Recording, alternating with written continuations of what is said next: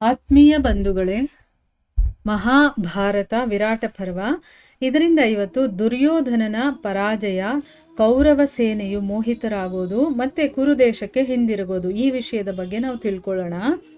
ವೈಶಂಪಾಯನರು ಹೇಳ್ತಾರೆ, ಯಾವಾಗ ಭೀಷ್ಮರು ಯುದ್ಧ ಭೂಮಿಯನ್ನು ಬಿಟ್ಟು ಹೊರಗಡೆ ಹೋದ್ರೋ ಆಗ ದುರ್ಯೋಧನ ತನ್ನ ರಥದ ಪತಾಕೆಯನ್ನು ಹಾರಿಸ್ತಾ ಮತ್ತೆ ಗರ್ಜನೆ ಮಾಡ್ತಾ ಕೈಯಲ್ಲಿ ಧನಸ್ಸನ್ನ ಹಿಡ್ಕೊಂಡು ಧನಂಜಯನ ಮೇಲೆ ಯುದ್ಧಕ್ಕೆ ಹೊರಡ್ತಾನೆ. ಅವನೇನ್ ಮಾಡ್ತಾನೆ, ಅರ್ಜುನನ ಹಣೆಗೆ ಬಾಣವನ್ನ ಹೊಡೆಯುತ್ತಾನೆ. ಆ ಬಾಣ ಏನಾಯ್ತು, ಹಣೆಯಲ್ಲಿ ಚುಚ್ಕೊಳ್ಳುತ್ತೆ ಮತ್ತು ಅದರಿಂದ ಬಿಸಿಯಾದ ರಕ್ತ ಧಾರೆ ಥರ ಹರಿಯೋದಕ್ಕೆ ಶುರುವಾಗುತ್ತೆ. ಇದರಿಂದ ಏನಾಯಿತು, ಅರ್ಜುನನಿಗೆ ತುಂಬ ಕೋಪ ಬಂದ್ಬಿಡುತ್ತೆ, ಕೋಪ ಹೆಚ್ಚಾಗ್ಬಿಡುತ್ತೆ. ಆಮೇಲೆ ಅವನು ವಿಷಾಗ್ನಿಯ ಸಮಾನವಾದಂತಹ, ನೋಡಿ ವಿಷ ಮತ್ತು ಅಗ್ನಿ ಎರಡೂ ಇರಬೇಕು, ಆ ವಿಷಾಗ್ನಿಯ ಸಮಾನವಾದಂತಹ ಚೂಪಾದ ಬಾಣಗಳಿಂದ ದುರ್ಯೋಧನನಿಗೆ ಹೊಡೆಯೋದಕ್ಕೆ ಶುರು ಮಾಡ್ತಾನೆ. ಈ ರೀತಿ ಅರ್ಜುನ ದುರ್ಯೋಧನನಿಗೆ ಮತ್ತು ದುರ್ಯೋಧನ ಅರ್ಜುನನಿಗೆ ಹೊಡಿತಾ ಪರಸ್ಪರ ಯುದ್ಧ ಮಾಡ್ತಾರೆ. ಆಮೇಲೆ ಅರ್ಜುನ ಏನ್ ಮಾಡ್ತಾನೆ, ಒಂದು ಬಾಣವನ್ನ ಬಿಡ್ತಾನೆ. ಅದು ದುರ್ಯೋಧನನ ಎದೆಗೆ ಹೋಗಿ ತಗಲುತ್ತೆ ಮತ್ತು ಅವನನ್ನ ಗಾಯಗೊಳಿಸುತ್ತೆ. ಆಮೇಲೆ ಅವನು ಕೌರವರ ಮುಖ್ಯ ಯೋಧರನ್ನು ಕೂಡ ಹೊಡೆದು ಓಡಿಸ್ತಾನೆ. ಯೋಧರು ಓಡ್ತಾ ಇರೋದನ್ನ ನೋಡಿ ದುರ್ಯೋಧನ ಕೂಡ ತನ್ನ ರಥವನ್ನ ಹಿಂದಿರುಗಿಸಿ ಯುದ್ಧದಿಂದ ಓಡೋದಕ್ಕೆ ಶುರು ಮಾಡ್ತಾನೆ. ಅರ್ಜುನ ನೋಡ್ತಾನೆ, ದುರ್ಯೋಧನನ ಶರೀರ ಗಾಯಗಳಿಂದ ತುಂಬೋಗಿರುತ್ತೆ ಮತ್ತು ಅವನು ಮುಖದಿಂದ ರಕ್ತ ಕಕ್ತಾ ಬಹಳ ರಥವನ್ನ ಕಕ್ತಾ ತುಂಬ ಫಾಸ್ಟಾಗಿ ಓಡ ಹೋಗ್ತಾ ಇರ್ತಾನ.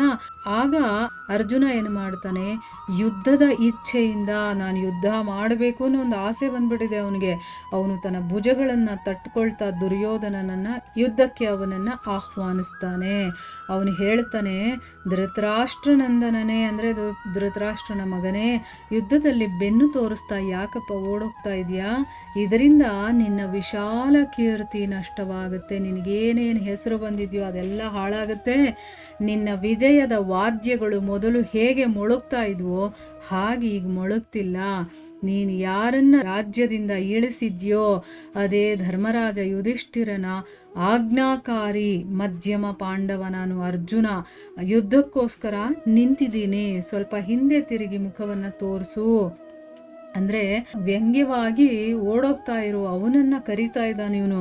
ರಾಜನ ಕರ್ತವ್ಯವನ್ನ ಸ್ಮರಿಸ್ಕೊ, ನೀನು ರಾಜ ತಾನೇ, ರಾಜನ ಕರ್ತವ್ಯ ಏನು ಅನ್ನೋದನ್ನ ನೀನು ನೆನಪಿಸ್ಕೊ. ವೀರ ಪುರುಷ ದುರ್ಯೋಧನ, ಈಗ ಹಿಂದೆ ಮುಂದೆ ನಿನಗೆ ಯಾವ ರಕ್ಷಕರು ಕೂಡ ಕಾಣಿಸ್ತಾ ಇಲ್ಲ, ಅದಕ್ಕೋಸ್ಕರ ಓಡ್ ಹೋಗು, ಮತ್ತೆ ಈ ಪಾಂಡವರ ಕೈಯಿಂದ ನಿನ್ನ ಪ್ರಿಯ ಪ್ರಾಣಗಳನ್ನು ಉಳಿಸ್ಕೋ ಅಂತಂದ್ಬಿಟ್ಟು ಅವನು ಹೇಳ್ತಾನೆ. ಈಗ ಯಾರಾದರೂ ಆಗಿರಲಿ ಕ್ಷತ್ರಿಯರ್ಗೆ ಆ ರೀತಿ ಹೇಳಿದಾಗ ಅವರು ಒಂಥರ ಅಹಂಕಾರ ಇರತ್ತಲ್ವಾ, ಅದಕ್ಕೆ ಪೆಟ್ಟು ಬೀಳುತ್ತೆ. ನಂದು ಆತ್ಮಗೌರವ, ಅದು ಕ್ಷತ್ರಿಯನಾದ ಮೇಲೆ ಬೆನ್ನು ತೋರಿಸಿ ಓಡೋಗಬಾರ್ದು ಅಂತಂದ್ಬಿಟ್ಟು.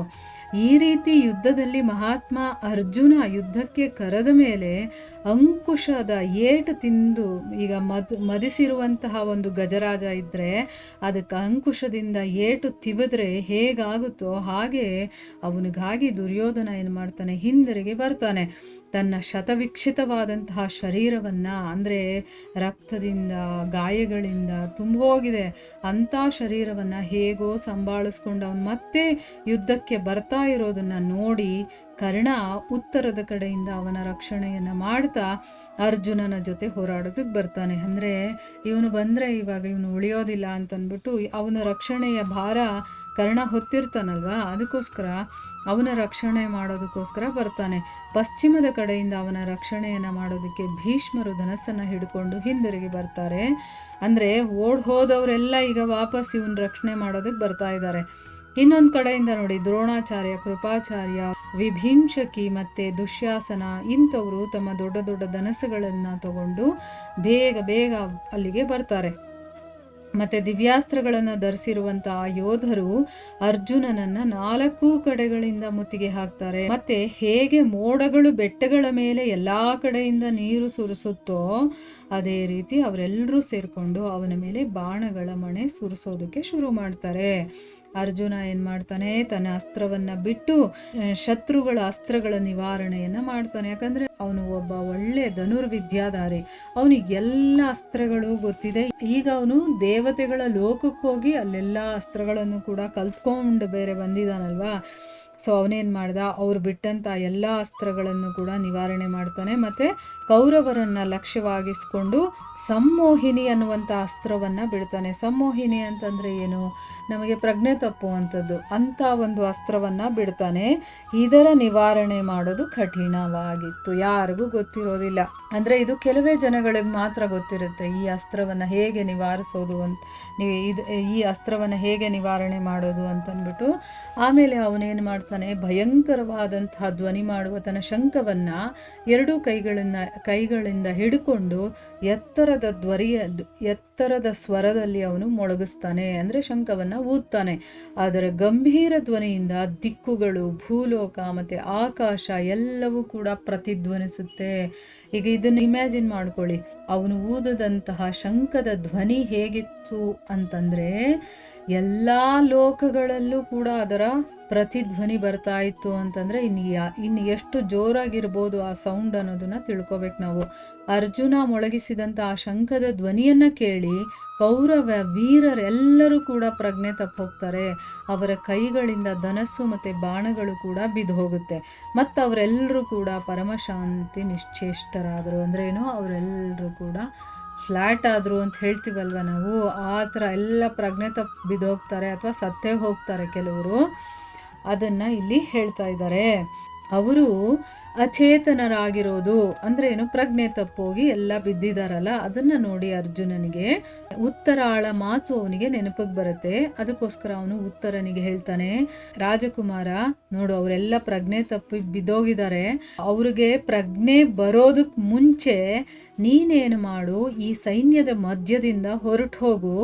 ಮತ್ತು ದ್ರೋಣಾಚಾರ್ಯ ಮತ್ತು ಕೃಪಾಚಾರ್ಯರ ಶ್ವೇತ ಅಂತಂದರೆ ಬಿಳಿಯ ಬಣ್ಣದ ಬಟ್ಟೆಗಳು, ಮತ್ತು ಕರ್ಣನ ಹಳದಿ ಬಣ್ಣ, ಮತ್ತು ಅಶ್ವತ್ಥಾಮ ಮತ್ತು ದುರ್ಯೋಧನನ ನೀಲಿ ವಸ್ತ್ರಗಳಿದೆಯಲ್ಲ, ಅದನ್ನೆಲ್ಲ ತೊಗೊಂಡು ಹಿಂದಿರುಗಿ ಬಾ. ಯಾಕಂದರೆ ಅವರೆಲ್ಲ ಈಗ ಪ್ರಜ್ಞೆ ತಪ್ಪಿದ್ದಾರೆ. ನೀನು ಹೋಗಿ ಅವ್ರ ಬಟ್ಟೆಗಳನ್ನು ತೊಗೊಂಡು ಬಾ. ನಾನು ಏನು ಅಂದ್ಕೊಂಡಿದ್ದೀನಿ ಅಂತಂದರೆ, ಪಿತಾಮಹ ಭೀಷ್ಮರು ಮಾತ್ರ ಪ್ರಜ್ಞೆ ತಪ್ಪಿರೋದಕ್ಕೆ ಸಾಧ್ಯ ಇಲ್ಲ, ಅವರು ಸಚೇತರಾಗಿರ್ತಾರೆ. ಯಾಕೆ ಅಂತಂದರೆ ಅವರು ಈ ಸಂಮೋಹನ ಅಸ್ತ್ರವನ್ನು ನಿವಾರಣೆ ಮಾಡೋದು ಹೇಗೆ ಅಂತ ಅವ್ರಿಗೆ ಗೊತ್ತಿದೆ. ಅದಕ್ಕೋಸ್ಕರ ಅವರ ಕುದುರೆಗಳನ್ನು ನಿನ್ನ ಎಡಭಾಗದಲ್ಲಿ ಬಿಟ್ಟು ಹೋಗು. ಅಂದರೆ ಅವರನ್ನು ನೀನು ದಾಟ್ಕೊಂಡು ಹೋಗ್ಬೇಕು ಹೇಗಾದರೂ ಮಾಡಿ. ಯಾಕೆಂದರೆ ಅವರು ಪ್ರಜ್ಞೆಲಿರ್ತಾರೆ. ಮತ್ತು ಅವರು ಪ್ರಜ್ಞೆಲಿರೋದ್ರಿಂದ ಅವ್ರಿಗೆ ಗೊತ್ತಿಲ್ಲದೆ ನೀನು ಹುಷಾರಾಗಿ ಅವರಿಂದ ತಪ್ಪಿಸ್ಕೊಂಡು ಹೋಗಬೇಕು. ಇಲ್ಲ ಸಿಕ್ಕಾಕೊಂಡೆ ಅಂತಂದರೆ ನೀನು ಉಳಿಯೋದಿಲ್ಲ. ಯಾಕಂದರೆ ಅವರಿಗೆ ಪ್ರಜ್ಞೆ ಹೋಗಿರೋದಿಲ್ಲ ಅನ್ನೋದು ನನಗೆ ಗೊತ್ತಿದೆ ಅಂತಂದ್ಬಿಟ್ಟು ಅವನು ಹೇಳ್ತಾನೆ. ಈಗ ಆ ವಸ್ತ್ರಗಳನ್ನು ತೊಗೊಂಡು ಬನ್ನಿ ಅಂತ ಉತ್ತರ ಹೇಳಿರ್ತಾಳೆ ಅನಿಸುತ್ತೆ. ಅದಕ್ಕೆ ಇವನು ಅದನ್ನು ನೆನಪಿಸ್ಕೊಂಡು ಅಲ್ಲಿ ಅವನು ಆ ಬಟ್ಟೆಗಳನ್ನು ಕಲೆಕ್ಟ್ ಮಾಡ್ಕೊಂಡು ಬಾ ಅಂತಂದ್ಬಿಟ್ಟು ಅವನನ್ನು ಕಳಿಸ್ತಾ ಇದ್ದಾನೆ. ಇಲ್ಲಿಗೆ ನಾವು ನಿಲ್ಲಿಸೋಣ. ಹರೇ ಕೃಷ್ಣ.